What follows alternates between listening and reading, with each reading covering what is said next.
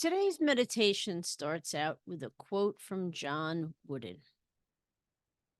Well, your greatest joy definitely comes from doing something for another, especially when it was done with no thought of something in return.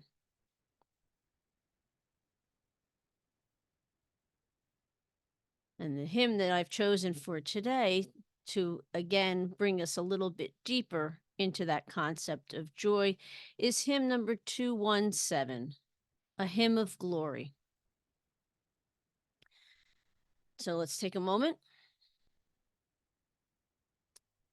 set ourselves in,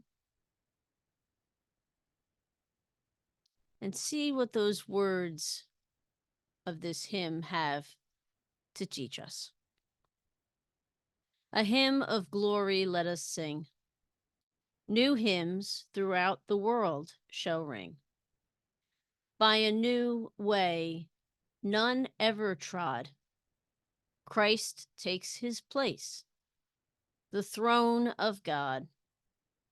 You are a present joy, O Lord. You will be ever our reward. And great delight in you we see to guide us to eternity.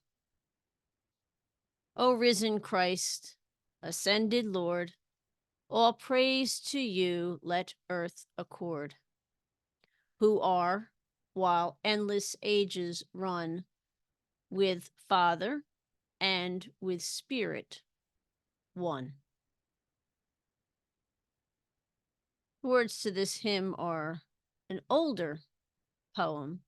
In fact, it goes back to the time period of a very interesting historical figure who was known as the Venerable Bede or Saint Bede. But I kind of like venerable because it's a little different. The Venerable Bede was born in the last quarter of the 7th century and died on May 26, 735, which was actually Ascension Day that year. He was dedicated to a Northumbrian monastery at a very young age of about 7, and his entire life was spent committed to both God and the church.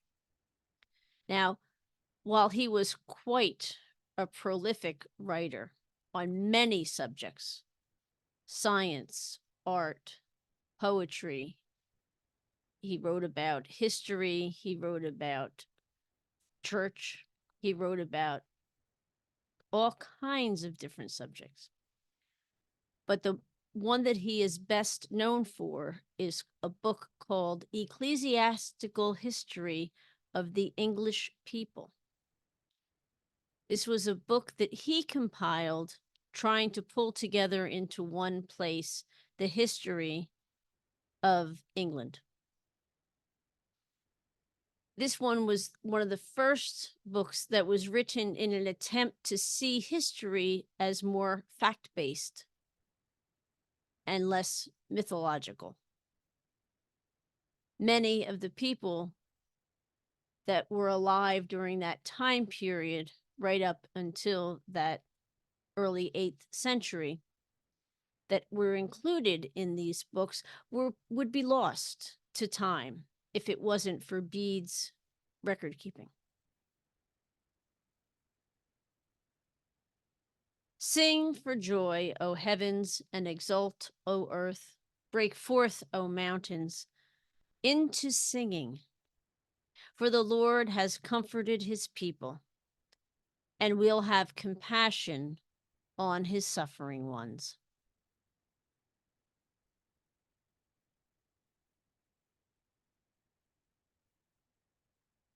And so you probably have questions yourself that are going through your head at this point, having heard those quotes, part of the scripture and the hymn.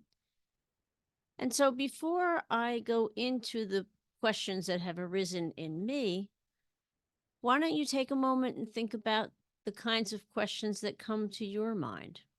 And if they're ones that you want to share, put them in the comments and see if there's other people who also have thought along those lines or who may have their own response to those questions. But for now, here's my three. First off, think of a time when you went out of your way to help another. Did it bring you joy? How is that wooden quote, that initial quote that I read, reflective of God's love?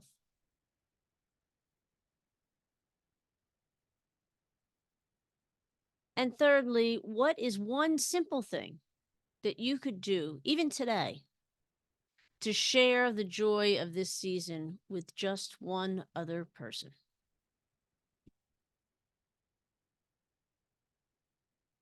So, thank you for joining me again for our opportunity to take a few moments to meditate on this concept of joy. And I look forward to seeing you again tomorrow. And until then, take care and God bless.